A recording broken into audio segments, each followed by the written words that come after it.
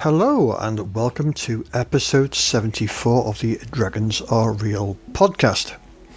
So I know it's been a while since I've done my last episode, but it's winter time, things are going nuts. The winter months are here, COVID is back, so in work, really busy. I know I've retired and I've got two part-time jobs, but one of them, well, they've both gone a bit bonkers at the moment.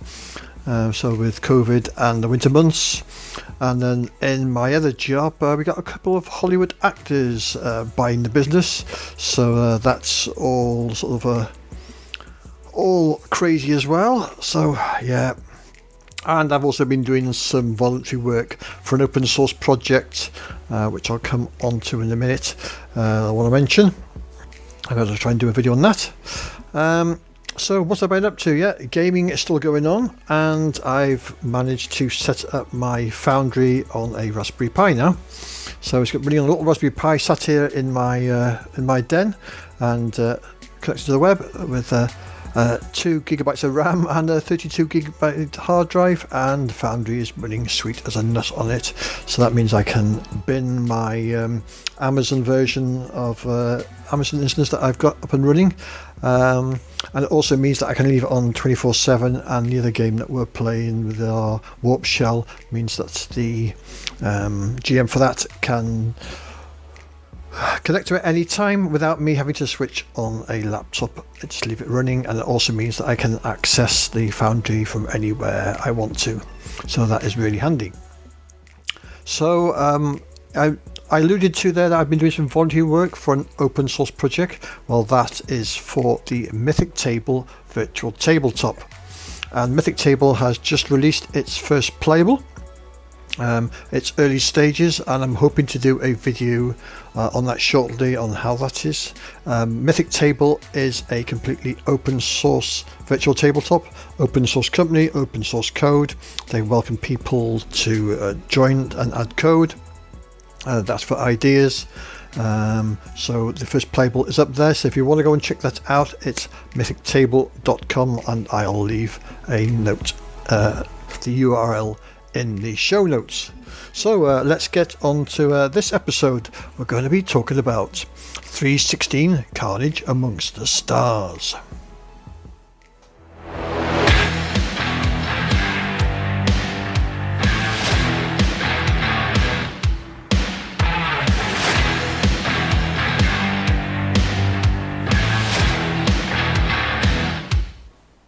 So I first came across 316 Carnage Amongst the Stars as a recommendation from John Harper. John Harper wrote games such as Blades in the Dark and Lady Blackbird. So what is, I'm going to call it 316 because 316 Carnage Amongst the Stars is a pain in the arse to say every time. So 316. Basically, it's a sci-fi role-playing game, and basically your Starship Troopers killing bugs all across the cosmos. And that's as simple as it is. So the setting is very simple. You play a member of the 316th Expeditionary Force from Earth. This is several years in the future when Earth, now known as Terra, they've eradicated all disease, and people now live as long as they want to. They can live forever almost. What they found is that the people only get bored for living for so long, and they invented suicide booze so that people could terminate lives if they got fed up with their long lives. People are sterile, so they don't produce any more children. There's no work, no disease, no hate, no crime or trouble. And man has now gone into the cosmos to conquer worlds and eradicate all bugs. So now you can join the Terra Force, the Expeditionary Force, and serve Earth and get a bit of excitement, kill bugs, and possibly die. So that is the setting for Carnage Amongst the Stars. If you think of Starship Troopers, you're not much wrong. So, how do we create a character? Well, this is a very simple system. You have a name, you have a reputation, and a reputation is just a short phrase to sum up your character. Are you hot-headed, ice cold? Are you a mean MF? Whatever it is. you have two abilities, your fighting ability, called your FA, and your non-fighting ability, your NFA, and you get to spend 10 points, split 10 points between those two abilities. The minimum you can have in any one of those is 2 points. So you could go as 2 and 8, you can go 5 and 5, whatever combination you want. For all fighting rolls, for anything to do with fighting, you're rolling your fighting number or less on a d10, and for anything else, you're rolling your NFA. Again, you're rolling your NFA number or less. Then you keep a track of your numbers of kills, and you start off with a number of kills, which is a dice roll. Basically, you roll a d10 for every point you've put into your fighting ability. You're going to have some strength and weaknesses, but at this part of the game they are blank, and I will come on to what strength and weaknesses you have. Then you have your rank, and whoever's got the highest NFA becomes the sergeant, and if there's more than one, then the dice offer it, and then the next highest one becomes the corporal. So you have a sergeant, a corporal, and everyone is troopers. And depending on what your rank is, you have a responsibility, a quote, and you have your gear. So for example, a trooper's responsibility is kill as many life forms as they can. A corporal's responsibility is maximise the kill ratio, bug killed per trooper. And the sergeant's got 2 orders: follow directives issued by the officers and protect your squad of troopers. So those are your ranks. Each of them becomes with some gear. You all come with armour, and I will come on to armour in a minute. You get a knife, some hydration tablets, some medipacks, some rations, some combat drugs, some flares, and you get to pick some weapons. And I'll come on to the weapons because it's all baked into how this game is set up. So what it's up to then is it's up to the GM to create the scenario. And these scenarios always start with you're on the troop ship above the planet in question, and you get your briefing on what the briefing is going to be. Now, I have heard some comments about this game that it's a cross between a board game, a figure game, and a role-playing game, and there's not much role-playing in it.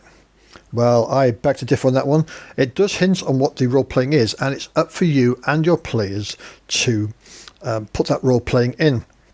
There's not great details in the little book, the rule book, which I managed to pick up for £4 off eBay, so I think this is an absolute bargain, and to roleplay it out.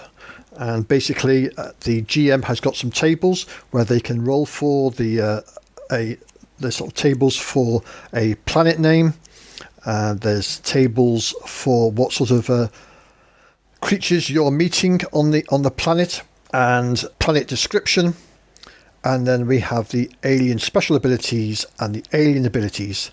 Unlike the players who have an FA and an NFA, the GM just have one ability called the alien ability, which is the AA, and they roll for everything on that one table. Now, all these tables have got 20 different entries on them. So you've got 20 planet names, you've got 20 people names, 20 creature forms running from apes to plants to oozes. You have a special ability and the alien ability. Now, the alien ability, that's randomised for each mission. And the mission, it depends on what is the player's FA or NFA. So it might be the lowest of the player's FA, or the highest of the player's FA, or some combination thereof. We set up the missions, and basically the GM has got a number of alien tokens. Now, these alien tokens are called threat tokens, and they start off with 5 times the number of players, so this game does scale really well. And he sets up a number of missions. You have up to probably 4 encounters, and there's some tips for the GM. So like the first encounter, you start with 3 threat tokens. The second encounter you have would be the number of threat tokens equal to the PCs. The third will be the number of PCs either between minus or +2, and the final encounter will be all the remaining threat tokens. So what happens is that when you go on your first mission, as we go from the role-playing phase into the combat phase, there's a natty little, I suppose it's almost like a board that you would use, which sets out where the aliens are, and then we have a close, a near, and a far range. So as the troopers, you're always going to be either in close, near, or far range. And how this works is at the beginning of the encounter, you roll for dominance. And this means that everybody rolls their NFA. So that's one for each player and one's for the alien player. And the highest player that scores a success on their NFA wins dominance. And depending on the result of that, it will either be an ambush, the PCs get to decide the initial range set for the combat, or the alien players get to set the initial range for the combat. And the initial range for the combat is important for the troopers because of their weapons. And all of the weapons have 3 ranges.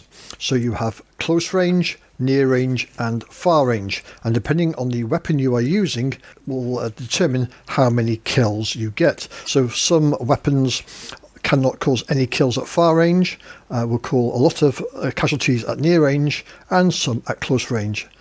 Others only work at close range. So it's abstract, but it's important for the troopers what range they're at and what weapons they are carrying. Once dominance has been determined, we move on to the first turn proper. And basically, in the first turn, everybody decides what they're doing. They say whether they are fighting or whether they're doing a non-fighting skill. And they all declare what they are doing, including the alien player, or the GM will say what the aliens are doing. And at any point before the dice rolls, people can change their mind. And this is the point where if you don't do a bit of role play in this, it could become a bit gamey. But if you get good players in this that describe fully what they're doing, then you can really role play this out. And once everybody has decided what they are doing, they roll either the FA, the NFA, or if you're the GM for the aliens, the AA. And everybody is either going to succeed or fail against the roll. So those who succeed against the roll, it will be in the highest number rolled to the lowest number. So for all the successes, you'll start off with the highest player to go first, or the highest alien. And basically, if you're a trooper and you succeed, you cause one, you get rid of 1 threat token, and then you also roll for your kills if you're doing an FA, fighting ability. And you record these kills on your sheet for each mission, and eventually you're going to call for total kills, because kills is important for the troopers. And leveling up, actually at the table, basically what you're doing is just removing the 1 threat token.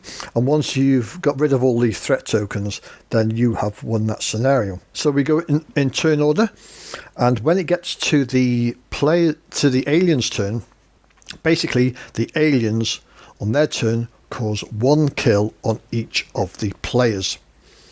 And you have a health track, which is okay, which is you're fully healthy. Then you become a mess on your first kill. You become crippled on your second kill, and on your third kill, you are dead. Now you can negate a kill by using your armor, and you just tick off your armor, and that cannot be used again for that scenario. The armor is shot, but it stopped you for getting a kill. So you can see basically with your armor, you can take 3 damage without being completely dead. On the 4th one, you're dead. So for the Marines or the troopers, a death comes really quickly. There is nothing negative about having a mess or crippled. It's just flavour, but it shows you how close you are getting to becoming dead. And as you can see with this, it's going to be really easy for the troopers to become a gooey mess very quickly. And basically, once all the successes are done, then anybody that failed their roles then gets to do a narration of what they were doing and how they failed, so to add a bit more to the scene.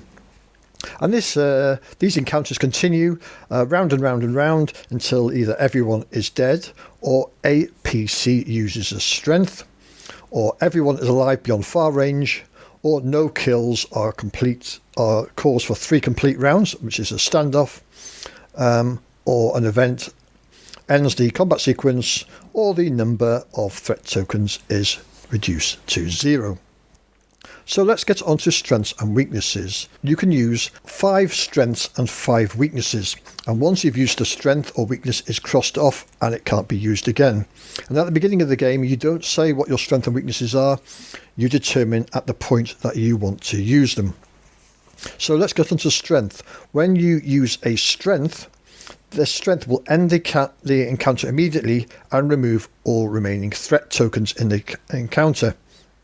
And basically, it's a flashback. You say what your strength is. You flash back to a time before when you learned something that is going to help you. And basically, you end the encounter immediately, removing all the threat tokens. And as soon as someone invokes a strength, that scenario is ended.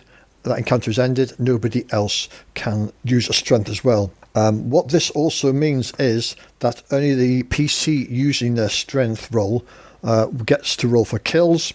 The others don't get to roll for kills at all. The other flashback you can use is a weakness, and the weakness is used that if you want to get yourself out of the trouble. And basically you remove 1 threat token and you remove your PC only from that encounter, and the encounter continues for everyone else. And again, you have no weaknesses at the beginning. You say what the weakness is and you narrate of how you get out of it. If you've got a high number of kills against you and you're going to take 1 more, you might instigate a weakness to get yourself out of it. So those are your strengths and weaknesses. With any encounter, as soon as they are reduced, the threat tokens are reduced to 0, then nobody else can roll for kills. So it is important that when you're rolling your FA in a combat encounter, how the order in which you go, because you can get rid of the threat tokens and get the most number of kills quickly. So that is the basics of the game. As you can see, it's a very simple game. It does give a good flavour of Starship Troopers and this genre. Now, you've also got some special equipment which you can get later, and I'm going to talk about sort of the equipment you can get, progression or XP. So let's look at what happens when you get a kill, or your PCs get a kill. Well, yeah, death is a high possibility for your character, and at some point you are going to lose a character, and that's one of the reasons why that you don't spend a lot of time creating them, because you can get them up and running and get a new one in. And basically it's more meat into the grinder. You decide on your new character and get him into the fight as soon as possible. And basically the way you do this is whichever character, the character you lost, total up your FA and NFA, and you can use that then to create a new one with the same amount of points and split that, and you can do it in a different ratio to the one you had before. So once we finish all the encounters for the mission, then we decide if anybody levels up. And basically the PC who killed the most creatures in the mission gains a level. And the number of levels is equal to your total of your FA and NFA added together. The maximum level you can get is level 18. And once you're at level 18, there is no more progression. So the PC who killed the most creatures levels up, and at least one other PC also gains a level by the highest rolling on a D10. At the end of every mission, any surviving PCs gain 1 step of improvement to 1 weapon at 1 range for free. And then you get a development roll, and you can use the development roll to increase your rank if you used a strength, gain a new piece of war gear, and that's a weapon or a vehicle, or increase a different weapon by 1 step. GM can also award medals for wound badges. Campaign medals can be issued, bronze stars, silver stars, which all adds to the flavour of the game. Now, the ranks that you can get is once you got from sergeant, you become a lieutenant, captain, major, lieutenant colonel, colonel, and brigadier. And each of these has different orders, and they have different resources available to them, and better resources. So let's have a look at some of the weapons and vehicles that you can gain access to. So you have got one gear that it can be used once per planet. You've got an orbital bombardment, and this is where we nuke them from space. And the officer only can call this one in, and you get a number of kills, and it's a way for them to end an encounter. But as I say, you can only use that once per planet. You've got an evac. This is where you evacuate all the troopers from the combat before it ends, and the highest rank alive can initiate that. And then you've got a force weakness. This is where a player forces a PC other than their own to be withdrawn from a combat, and it's a way of saving that player or that player character. The vehicles, these can only be acquired at certain ranks. So when you get to Major above, you can have a drop ship. Lieutenant above, you can have drop pods. Captain and above, you can have an APC. Colonel above, you can have a Star Killer. Brigadier, you can have the device. A Major above, you can have a kinetic field armor.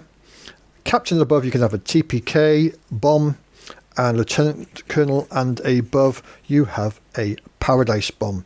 And these are all big, powerful weapons that can change the combats. Again, they give a flavour to the game.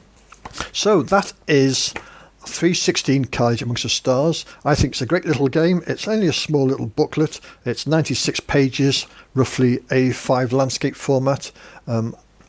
I think it's a great fun game, and there's some good actual play videos on the YouTube with John Harper runs. So if you like actual plays, then check that out. So that's all for this episode. If you want to get in touch with me, you can email me at dragonsarealpodcast@pm.me. Check out the website at petejones.neocities.org, and the blog is dragonsarealpodcast@tumblr.com. That's all for this episode, and I'll see you all on the flip side.